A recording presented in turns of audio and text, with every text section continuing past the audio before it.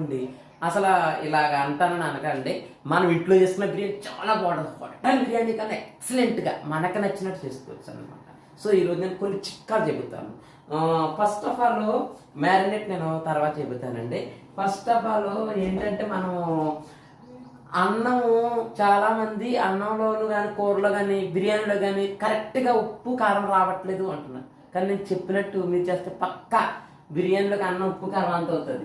ఏంటంటే చాలామంది బియ్యం నానబెడతారు. దమ్ బిర్యానీ అస్సలు నానబెట్టకూడదు. మీరు బిర్యానీకి బాగా చెయ్యి తిరిగిన వాళ్ళు మాత్రమే నానబెట్టుకోవాలంటే.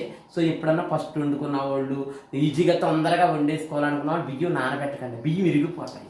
నానబెట్టకుండానే బిర్యానీ పొడి పొడిగా రావాలంటే కొన్ని చిట్కాలు చెప్తాను. సో మనం వాటర్ ఎంత వాటర్ అని పెట్టుకోవచ్చు. సో ఇది మనకి 2 కిలోల రైస్ అండి. ఇది 2 కిలోల రైస్, 2 కిలోల చికెన్కి 2 కిలోల రైస్ అలాగే వేసుకోవాలి. కొన్ని లెక్కలా వేసుకుంటూనే బాగుంటుంది. బట్ ఎప్పుడైనా సరే మనం రైస్కి 1 కిలోకి నాకు ఇప్పుడైతే ఇంత ఉంటుందండి. లేదంటే మీరు ఈ స్పూన్ పెట్టుకోవచ్చు. కొన్ని నేను చిట్కాలు చెప్తాను. ఇక్కడ మనకి ఏంటి 1 సెకండ్. ఆ స్పూన్ ఎక్కడ ఉంది? ఒక 2 మినిట్స్ మీరు ఫార్వర్డ్ చేయకండి. బయట ఉన్నట్టు తెస్తున్నాను ఆ స్పూన్ నేను.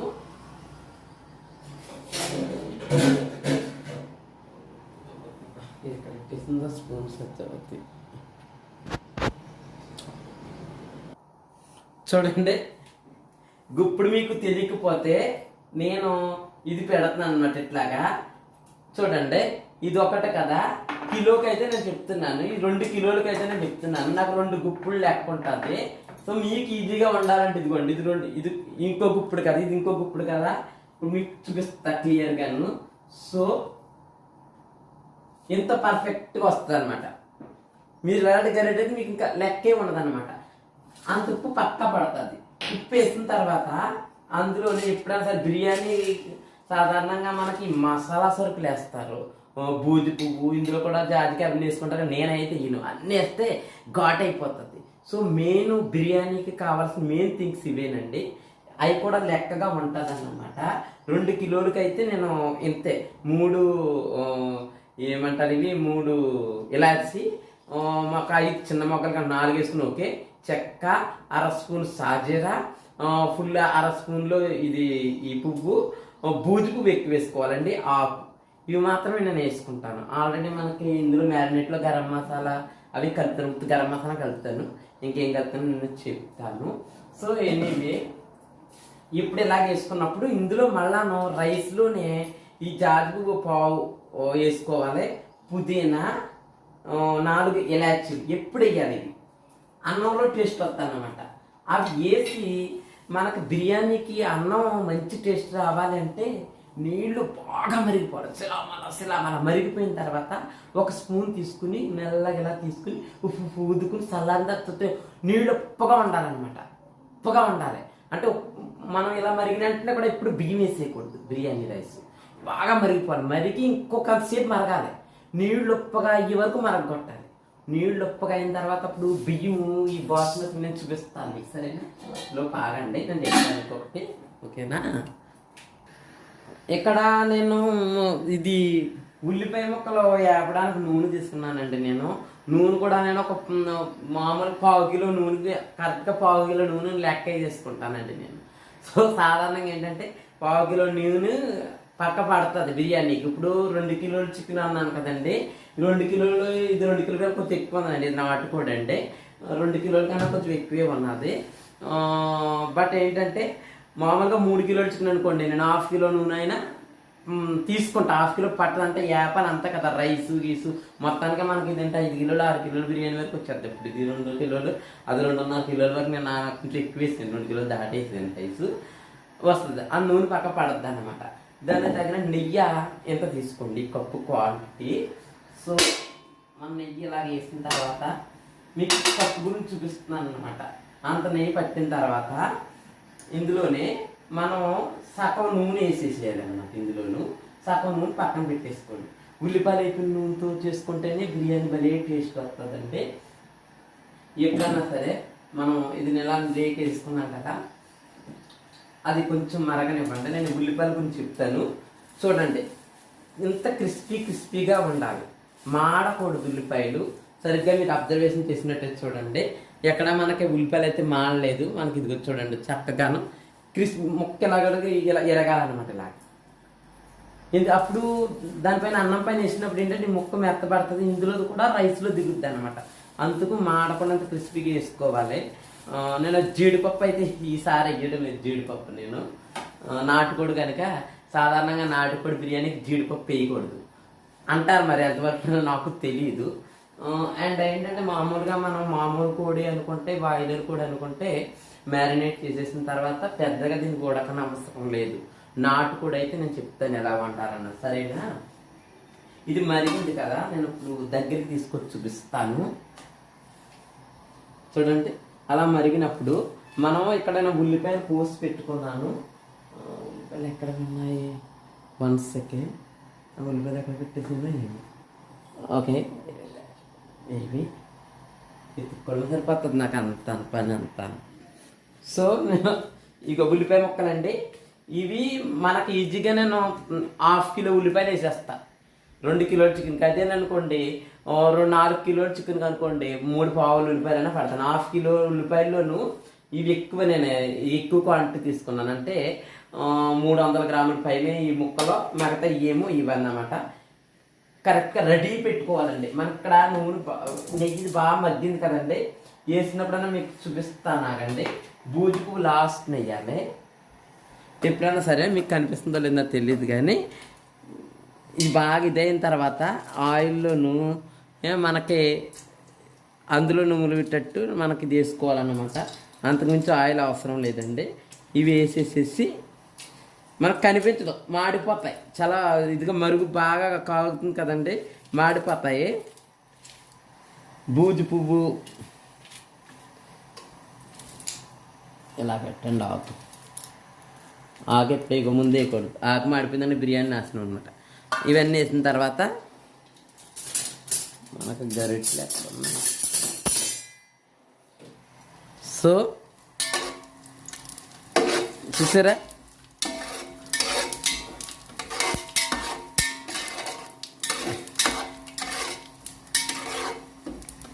మనకి ఇది బాగా ఉడికిందా లేదా అన్నది ఎప్పుడైనా సరే ఇదిగో దీని తెలిసిపోద్ది, ఇలాచి తెలిసిపోద్ది. ఇలాచి ఉబ్బి కలర్ చేంజ్ అయ్యింది అంటే మసాలా మంచి వాసన అవుతుంది. మసాలా ఎప్పుడు మాడకూడదు, వెంటనే ఉల్లిపాయ ముక్కలు వేసేయాలి. ఆ తర్వాతే బిర్యానీ ఆకు వేయాలి. ఎప్పుడైనా సరే గుర్తుపెట్టుకోండి, బిర్యానీ ఆకు వేయకూడదు. వేసేసేసి కలపాలి.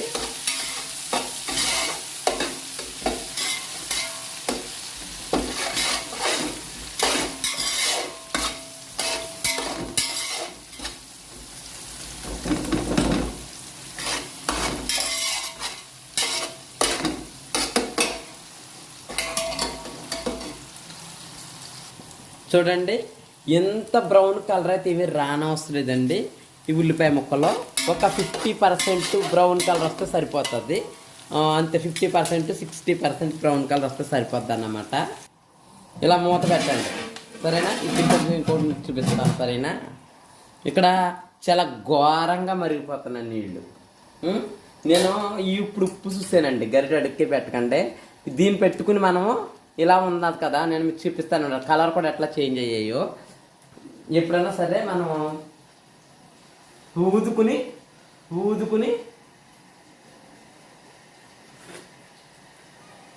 నేను కరెక్ట్గా వేస్తాను. ఉప్పుగా అనిపిస్తుంది, నీళ్లు కూడా ఏంటంటే చాలా ఉప్పుగా అనిపించాలన్నమాట. ఇలాగ వేసుకున్న తర్వాత చప్పుకున్నాయి అనుకో ఇంకా మరగబెట్టాలి. నీళ్లు ఉప్పుగా అయ్యే వరకు మరగబెట్టాలండి. ఇవి చాలా ఉప్పుగా అయిపోయాయి. అప్పుడు నేను చెప్తాను నాకంటే, చూడండి. సో నేను ఇక్కడ బియ్యం ఎసరు బాగా ఉప్పుగా అయిన తర్వాతే మనం కడుక్కోవాలన్నమాట. ఈ బిర్యానీ బియ్యం అనేది ఓవర్గా కడిగేకండి, అర్థమైందండి? నానబెట్టేసి కాకుండా ఒక్కసారే కడగాలి బిర్యానీ బియ్యం. 10 సార్లు కడగకూడదు. నిండా నీళ్ళు వచ్చిన తర్వాత ఒక్కసారి కడిగి నీళ్లు పక్క నుంచి తీసేయాలన్నమాట. పూర్తిగా తీసేయని అవసరం లేదు. నీళ్ళ సారాగా నేను చూపిస్తాను, చెప్తాను. చూడండి, ఇంతే విధంగా ఉండాలండి బియ్యము. నేను ఇలా కడిగి పెట్టాను కదా, ఇప్పుడు నేను అందులో వేస్తాను. దానికన్నా ముందు 2 నిమిషాలు ఉండండి. చూడండి, ఈ విధంగా మగ్గితే మనకి సరిపోతుంది. అంటే 60% మాత్రమే ఉల్లిపాయ మాగింది. ఇప్పుడు నేను ఈ చికెన్ వేసేస్తాను, మ్యారినేట్ చేసిన చికెను.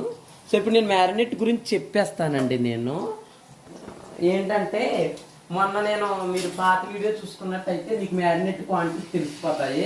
ఏ కోడికైనా సరే, నాటుకోడి కావనివ్వండి, ఏ కోడికైనా అదే మ్యారినేట్ ఉంటుంది. సరే నేను నీట్గా ఊరికి చేస్తాను, వస్తాను ఉండండి అని చెప్తాను చూడండి.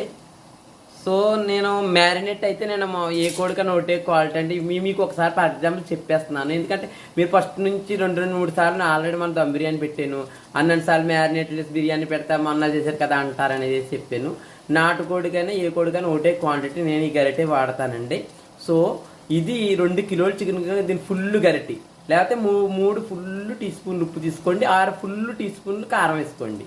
సో నేను ఇది ఫుల్ టీ స్పూన్ దీని ఉప్పు తీసుకున్నాను, దీంతో 2 గరిటెలు కారం వేసుకున్నాను. మన మామూలు కారం, గొడ్డు కారం. అంటే ఏంటంటే నేను ఈ లెక్క వేసుకున్నాను అనమాట. అంటే ఒక 8 టీ స్పూన్లు కారం వేసుకోవచ్చు, తప్పైతే లేదు. ఎందుకంటే బిర్యానీకి కారం ఉండాలి. అలాగే మనకు గరం మసాలా పడుతుంది, మసాలాలు పడతాయి. పచ్చిమిరపకాయలు వచ్చి ఒక 6 వేస్తాను, ఎక్కువ వేయలేదు. నాటు పచ్చిమిరపకాయలు కంటే ఇది నాటుకోడి కనుకండి. సో కొంచెం ఎక్కువసేపు ఉడకాలి. మామూలు కోడి అనుకోండి వాటర్ సరిపోతుంది. మూత పెట్టి ముక్క ఉడికి వరకు చూసుకోవాలి. నాటుకోడి కదండి. ముక్క ఉడికిన తర్వాత ఒక స్పూన్లో నేను పెట్టుకుని ఇలా ఒక స్పూన్లో పెట్టి మళ్ళీ నీళ్ళేసి ముక్క ఉడికింది అన్న తర్వాత మాత్రమే మనం దమ్ రైస్ని దాన్ని సిప్ చేయాలి. అందుకే నేను ఇంకా అందులో రైస్ వేయలేదు. ఇందులో నేను ఇంకా రైస్ వేయలేదు, ఇలా మరగనిస్తున్నాను. ఎందుకు ఇంకా రైస్ ఉడికిపోయిన తర్వాత అప్పుడు వేసేస్తే దెబ్బదాన్ని వేసేసి నేను ఇంకా రైస్ వేసుకోలేదు. కొంచెంసేపు దీన్ని ఉడకనిస్తాను. ముక్క కొంచెం ఉడుకుతుంది అన్నప్పుడు నేను రైస్ వేస్తాను. రైస్ వేయగా టక్కున ఉడికిపోతుంది. ఎందుకంటే బాగా మరిగిపోయినాయి కదా, అన్నం కూడా ఎక్కువ ఉడకకూడదు. సరే నేను చెప్తాను నాకంటే. ఇంకొక మాట ఏంటంటే, ఇప్పుడు ముక్కలు చూసారా మీరు ఇక్కడ, నాటుకోడికి ముక్కలు పెద్దగా కొట్టించకూడదండి. ఇప్పుడు మామూలు బాయిలర్ కూడా అనుకో పెద్ద తొడలు కొట్టించుకున్నా నడుస్తుంది. ఇప్పుడు ఈ నాటుకోడి అనేది చిన్న ముక్కలే కొట్టించుకోవాలి. అది మధ్యన ఉడకదు, సాగుతుంది.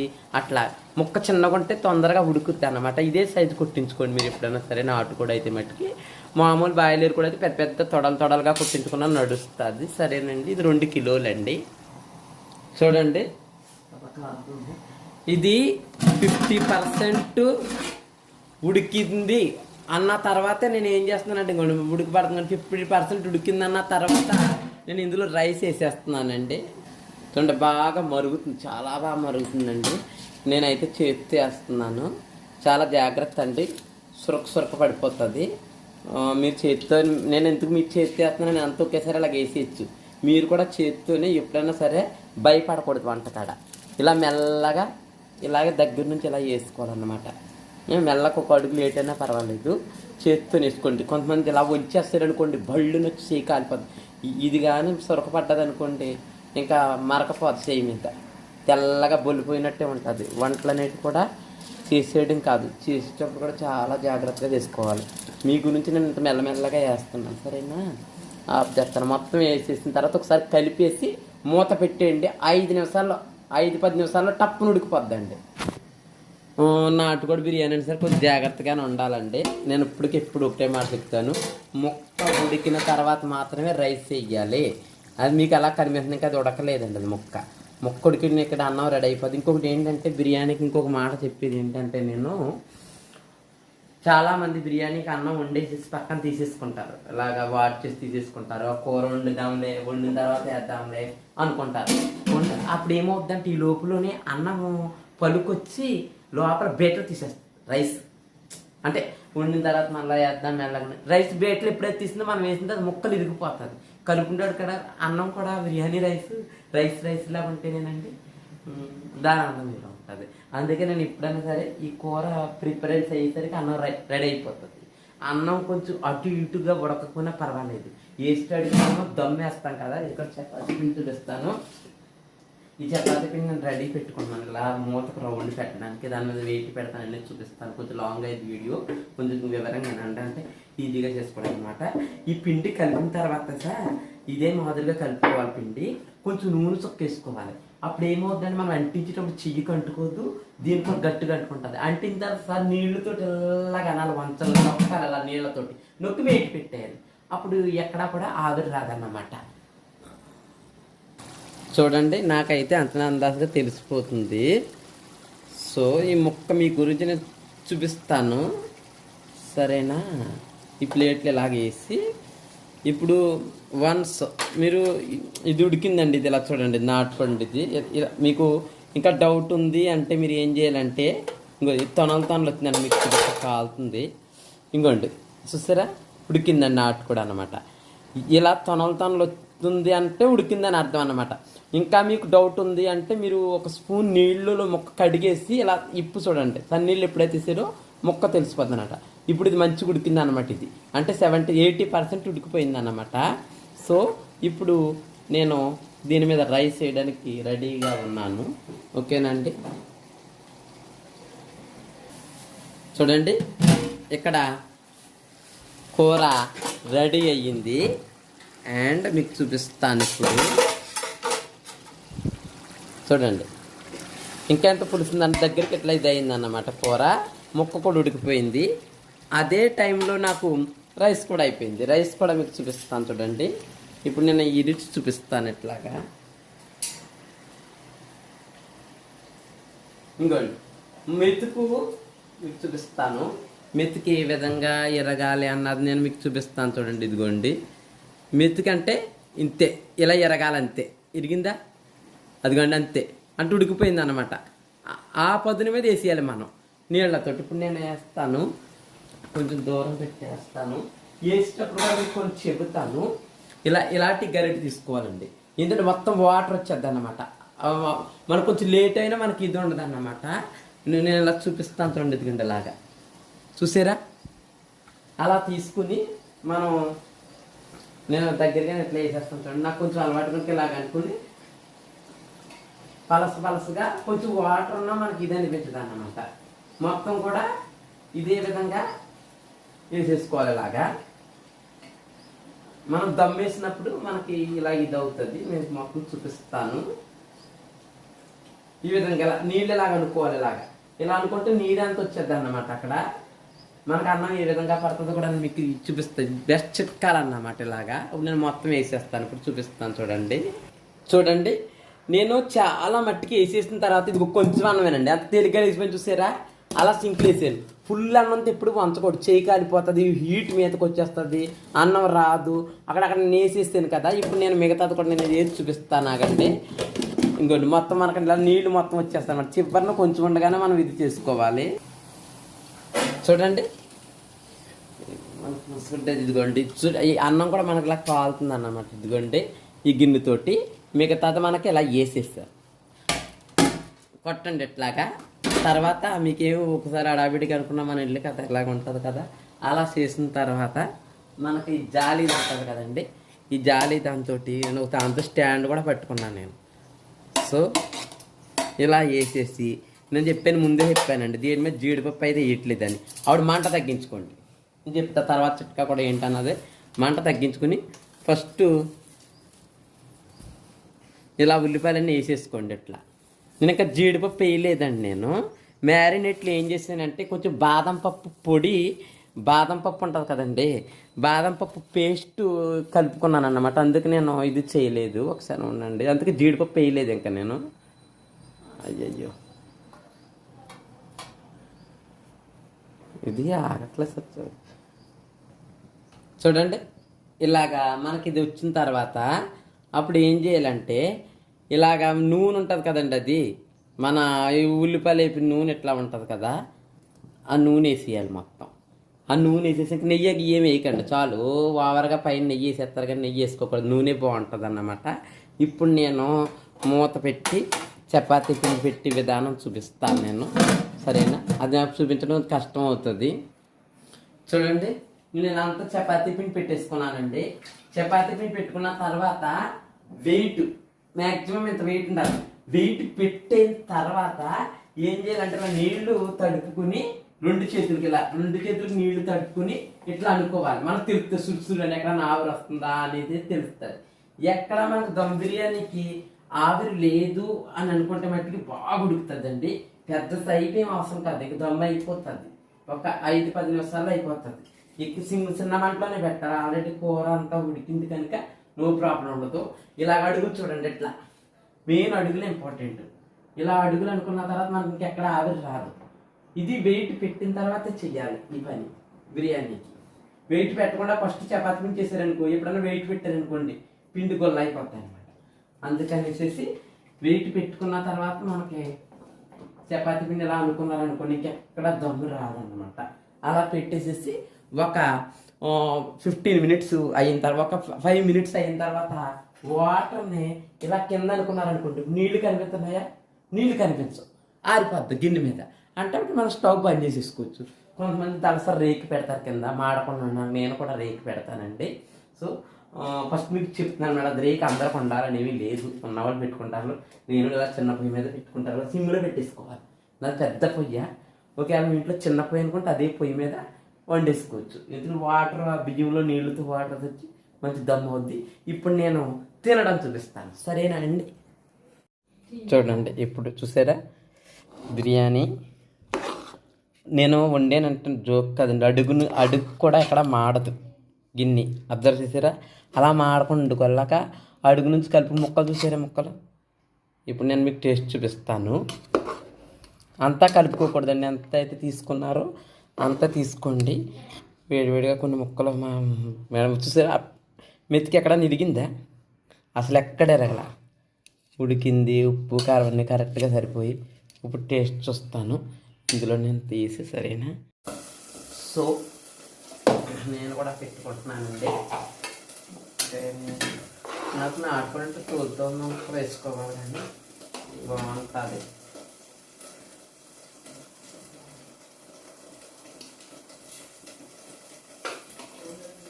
కూర కూడా వేసుకోవాలి ఇందులో. చాలులే, మళ్ళీ దిష్టి తగిలేస్తుంది. సత్యవతి దిష్టి పక్క నుంచి సత్యవతి చూస్తాను, తగిలేస్తుంది దిష్టి. మిర్చి మసాలా కూడా వేసుకుంటాను, ఓకేనా? అది వేసుకోవాలి. పెరుగు పచ్చడి లేదా, పెరుగు పచ్చడి వేసుకుంటాను. మిర్చి మసాలా కూర నాకు చూపించలేదు కానీ ఓకే. ఇప్పుడు నేను టేస్ట్ చూస్తాను మీ గురించి. ఓకే, ఇప్పుడు పడుతున్నానా? కొంచెం. అయ్యో, కానీ మంచిగా పడుతుందా బిర్యానీ? మంచిగా పడాలి. మిర్చి మసాలా యాక్చువల్లీ పెరుగు చెట్టులో ముంచుకోవచ్చు. సో నేను చెప్పాను చూడండి, నాటుకోడి అంటే మనం ముక్క ఎట్లాగా ఉడికితే ఇట్లా ఇది అవుతుంది. ఓకే, చూసారు ముక్క ఎంత తనలా వచ్చిందో. మిర్చి మసాలాలో ముక్క కలుపుకొని ఇట్లా. అన్నం కూడా ఎక్కడ ఎరగలేదండి. నేను చెప్పినట్టు చేసుకుంటే అన్నం ఎరగదు, లేకపోతే నేను నానబెడితే అన్నం విరిగిపోతుంది. ఓకే, తర్వాత అన్న మీకు ఏమేంటారు. సో చాలా బాగుందండి. నేను చెప్తున్నాను కదా, నాటుకోడికి ఎప్పుడైనా సరే ముక్కలు చిన్నగా కొట్టించుకోవాలి. గాడిదలా కొట్టించుకున్నారు అనుకోండి ఉడకదు, మసాలా పెట్టదు. నాకైతే చాలా బాగా నచ్చింది, తింటున్నాను. మొత్తం తినాలి ఇలాగే. ముక్క బిర్యానీకి అంతా నాకు తగ్గ మసాలా పెట్టి, నేను మసాలా ఎక్కువ వేసుకుంటాను, నాకు ఇష్టం. అంటే మసాలా ఏమి ఉండదు, ఇది కారం అంత కలిసింది అనమాట. కూర కూడా కలుపుకున్నా, మిర్చి మసాలా కూర కలుపుకున్నాను.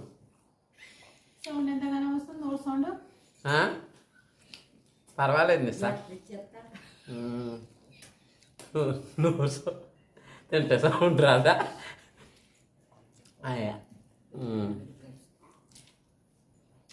గానం సౌండ్ ఎంతగానో వస్తుంది అంటుంది నిషా. నన్ను ఊరే అంత మరి.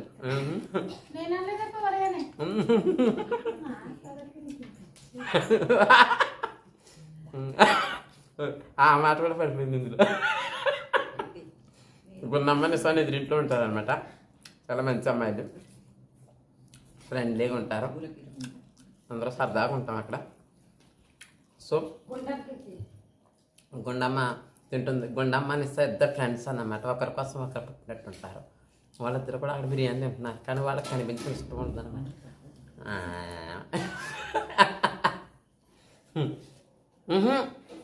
అది పడతాను, మేమే పెడతాను.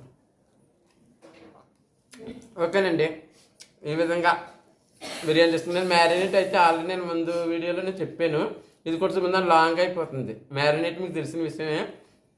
గత బిర్యానీలో కొన్ని చిట్కాలు తెలియవు అన్నమాట, కంగారు పడతారు. కంగారు లేకుండా నిదానంగా ఎలా వండుకోవాలన్నది ఈరోజు నేను మీ పూర్తి వీడియోలో చూసి చెప్పాను. ఇంకా చాలా వంటలన్నీ నేను చెప్పాలని